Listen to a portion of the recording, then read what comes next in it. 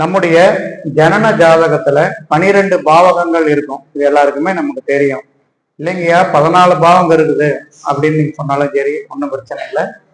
இந்த 12 பாவகங்களை நாம எந்த மாதிரி தாந்திரீகம் சொல்லுவாங்க. தாந்திரீகம் அப்படின்னா நம்ம செயல்படுத்தக்கூடிய அன்றாட வாழ்க்கை முறை தான் தாந்திரீகம். அதன் மூலமாக எப்படி வலுப்படுத்துறது, எப்படி ஸ்ட்ராங் பண்றது அப்படிங்கறதான் இதனுடைய நாங்க ஒவ்வொன்றா பார்க்க போறோம். அப்ப இப்போ உதாரணமா எல்லாமே நல்லா இருக்கணும் அப்படின்னு சொல்லிட்டு ஒரு எல்லா நோய்க்கும் ஒட்டுக்க ஒரு 12 மாத்திரை போட்டா எப்படி இருக்கும்? அது பைத்தியம் பிடிச்சிடும். அதனால உங்களுக்கு என்ன தேவை, அந்த பாவகத்தை வலுப்படுத்துவதற்கு என்ன பண்ணணும்? இப்போ உங்க பையன் படிச்சு காலேஜ் முடிச்சுட்டாரு, வேலை தேடிட்டு இருக்காரு, வேலை கிடைக்கணும். வேலை கிடைக்கணும்னா 6ஆம் பாவகம். அப்ப 6ஆம் பாவகம் வலுப்படுத்துறதுக்கு அந்த பையன் என்ன பண்ணணும்? இது பண்ணுனா உனக்கு வேலை கிடைக்கும். இதுதான். அதே போல நீங்க செய்யக்கூடிய தொழிலாகட்டும், நீங்க உங்களுடைய வருமானம், குடும்பம், இந்த மாதிரி சொல்ல சொல்ல உங்களுக்கு அது புரிய ஆரம்பிக்கிறோம். இதனுடைய தலைப்பு நமது ஜனன ஜாதகத்தில் 12 பாவகங்களை வலுப்படுத்தும் தாந்திரீக பரிகாரங்கள். நமது ஜனன ஜாதகத்தில் 12 பாவங்களை வலுப்படுத்தும் தாந்திரீக பரிகாரங்கள், இதுதான் தலைப்பு.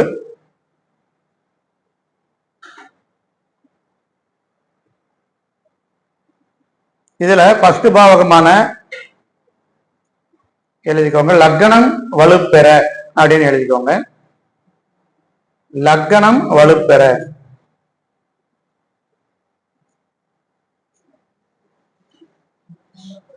கண்ணாடியை மாற்ற வேண்டும். நீங்க கண்ணாடி போட்டிருந்தா கண்ணாடியை மாற்றணும்.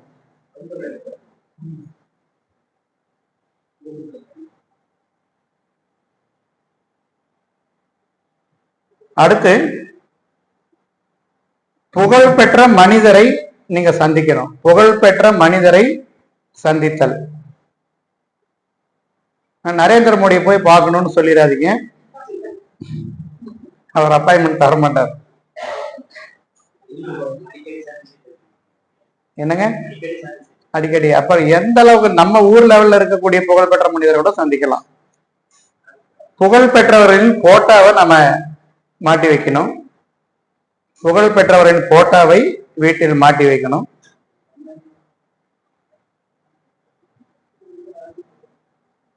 அதே போல மற்றவர்களை தாராளமாக புகழ வேண்டும்.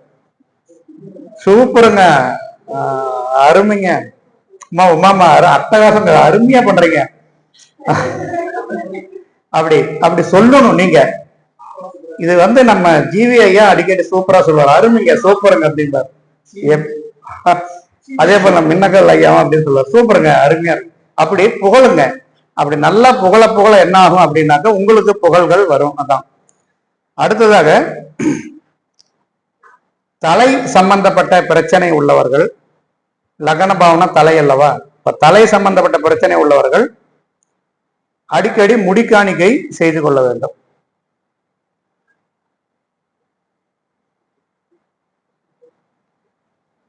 சரிங்களா? இதுல பாத்தீங்க, பாயிண்டா போட்டுக்குங்க. கண்ணாடியை மாத்துறது, புகழ்பெற்ற மனிதரை சந்திக்கிறது, புகழ்பெற்றவரின் போட்டாவை வச்சுக்கிறது, மற்றவர்களை புகழ்றது, தலை சம்பந்தமான பிரச்சனை இருந்தா முடிக்காணிக்கை செய்யறது, இதெல்லாம் லக்ன வலுப்பெறுவதற்கு நீங்க செய்ய வேண்டிய வேலை.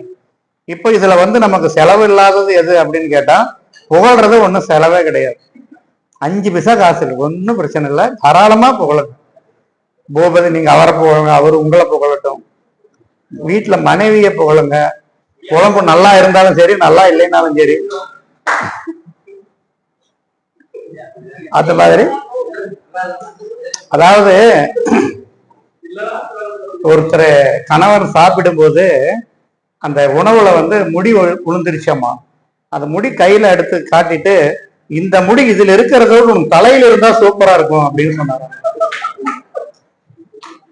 கணவர் அப்படின்னு சொன்னோன்னு, அருவு இருக்குதா, இத்தாப்படியே முடி இருக்கு அப்படின்னு நம்ம சொல்லுவோம் பொதுவா. அதே முடி இந்த முடி உன் தலையில இருந்திருந்தா எவ்வளவு அருமையா இருந்திருக்கு தெரியுமா அப்படின்னு சொல்லும் போது என்ன ஆகுது, அவங்களுக்கு அடுத்தது முடி உழுவாம இது பண்ணணுங்கிற ஒரு இது அவங்களுக்கு கிடைச்சிடும். பார்த்த மனுஷன் பாடுறா, முடி உளுந்து கூட இப்படி அப்படிங்கிற மாதிரி நம்மள மேல ஒரு இது கரிசனம் வரும். ஓகே, அடுத்தது ரெண்டாவது பாவகம். இது வலு அடையறதுக்கு என்ன பண்ணலாம் அப்படின்னு பாருங்க.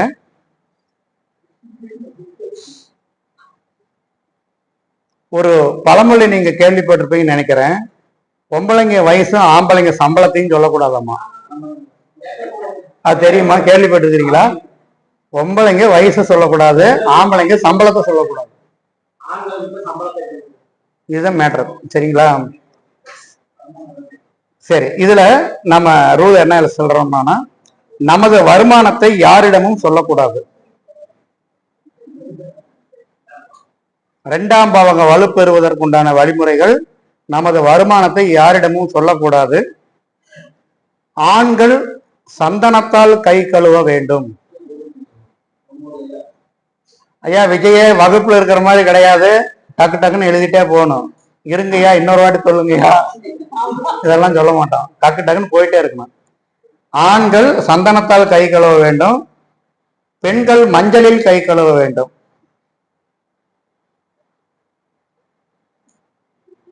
வருமானத்தை எழுத வேண்டும்.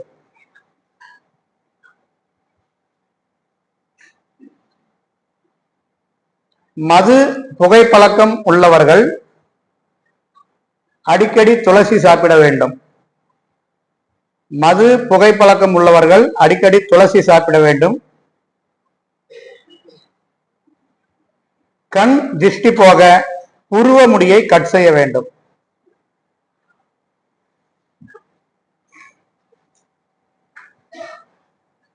வாக்கு பலம் பெற, உங்களுடைய வாக்கு பலிக்க நல்லெண்ணெயில் வாய் கொப்பளிக்க வேண்டும்.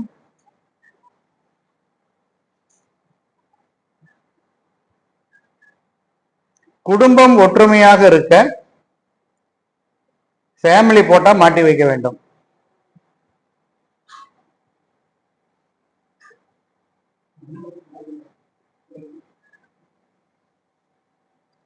கண்கள் மற்றும் முகத்தில் நோய் வராமல் இருக்க கண்மை தானம் தர வேண்டும். கண்மை தானமா கொடுக்கணும்.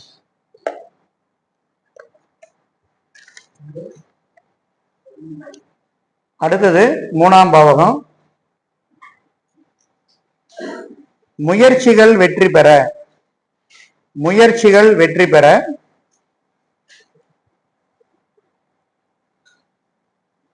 அடிக்கடி கைத்தட்ட வேண்டும். அடிக்கடி கைத்தட்ட வேண்டும். ஒரு நிமிஷம் எல்லாம் தட்டிடலாமா?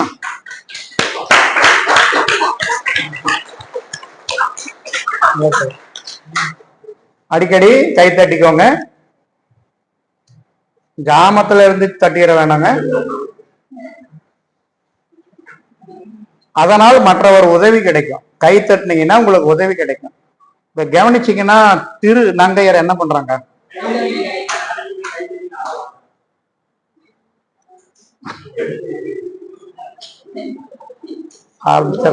ஆர்வப்படாத முடியல, அறிக்கிறதுனால ஒண்ணும் முடியல, தாக்குப்பிடிக்க முடியல. அடுத்து, தேர்வில் வெற்றி பெற ஆரஞ்சு பழம் தானம் தர வேண்டும்.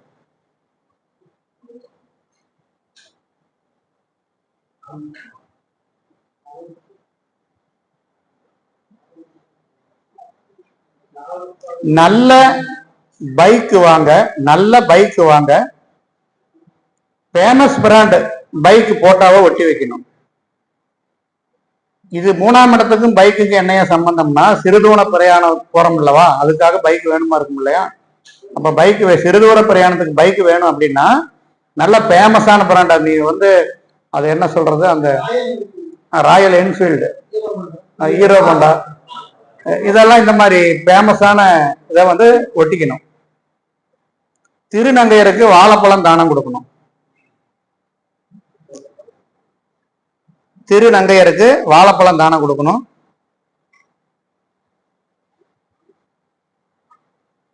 சகோதர உறவு நலம் பெற, வளம் பெற அவர் போட்டாவை பாரிஸ் டவர் அப்படின்னா தெரியுங்களா? பாரிஸ் டவர் பார்த்துருக்கிறீங்களா? பாரிஸ் டவர் போட்டாவும் உங்க தம்பி போட்டா ஒரே இதுல வச்சு மாட்டிக்கணும். பாரிஸ் டவர் போட்டாவுடன் ஒட்டி வைக்கவும்.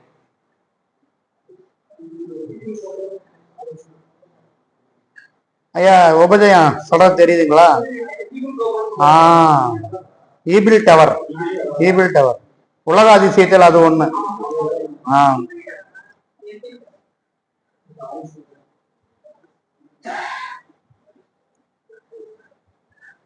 காது மூக்கு தொண்டை வலி பிரச்சனை வராமல் இருக்க, காது மூக்கு தொண்டை வலி பிரச்சனை வராமல் இருக்க கோவிலுக்கு மைக்கு வாங்கி கொடுக்க வேண்டும். மைக் செட்டு, மைக்கு, இது மாதிரி எது வேணா வாங்கி கொடுக்கலாம்.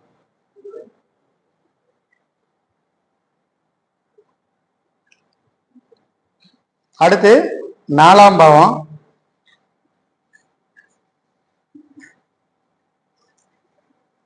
வீடு மனை அடைவதற்கு, வீடு மனை அமைவதற்கு இன்ஜினியரிடம் அல்லது பொறியாளரிடம் எப்படி வேணா போட்டுங்க, இன்ஜினியரிடம் ஒரு 50 லட்சம் ரூபாய் பெருமானம் உள்ள வீட்டு பிளானை வரைந்து தர சொல்ல வேண்டும்.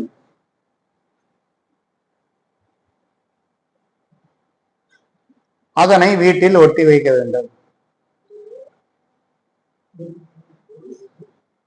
எங்க 50 லட்சம் மதிப்பில தான் ஒட்டணும்னு இல்லை, நீங்க எவ்வளவு வேணா கூட ஒட்டிக்கலாம், ஒன்றும் பிரச்சனை. 1 லட்சம் 1 கோடி கூட ஒட்டிக்கலாம். நல்ல டிசைனா வீடு. அந்த வீடு வந்து பாத்தீங்கன்னா உங்களுக்கு வந்து இந்த வீடு நமக்கு அப்படிங்கிற மாதிரி அந்த எண்ணங்கள் வர்றதுக்காக. அடிக்கடி கிரக பிரவேசத்துக்கு செல்ல வேண்டும். அடிக்கடி கிரக பிரவேசத்துக்கு போனீங்க, நீங்க வீடு கட்டிடலாம். ரைட், சிறப்பு அப்படின்னா அமைஞ்சிடும். புரட்டாசி மாதம் விரதம் இருக்க வேண்டும்.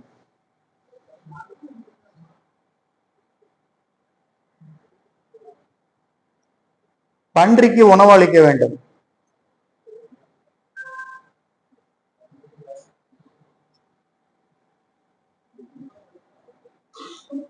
கார் வாங்க ஷோரூம் சென்று கொட்டேஷன் வாங்கி டெஸ்ட் டிரைவ் செய்ய வேண்டும். நீ கார் வாங்கணும்னு ஆசையா இருக்குதுன்னா கம்பெனிக்கு போய் ஒரு கொட்டேஷன் வாங்கிக்கணும், இந்த கார் இவ்வளவு வருதுன்ட்டு டெஸ்ட் டிரைவ் நான் வண்டி ஓட்டி பாக்குறேங்க அப்படின்ட்டு நீங்க ஓட்டி பார்க்கணும். கோவில் தேர்கள் செய்ய நன்கொடை தர வேண்டும். கோவில் தேர் செய்ய நன்கொடை தர வேண்டும்.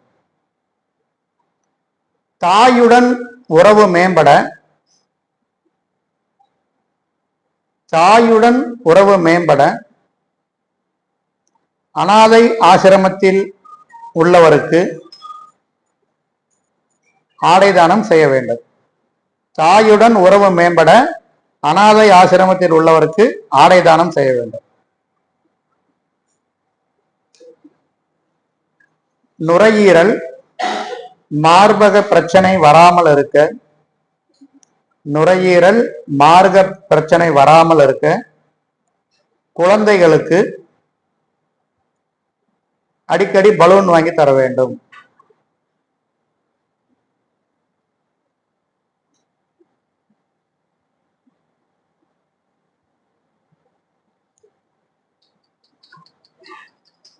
பிராமணர்களுக்கு பச்சை நிற வஸ்திரம் தானம் தர வேண்டும்.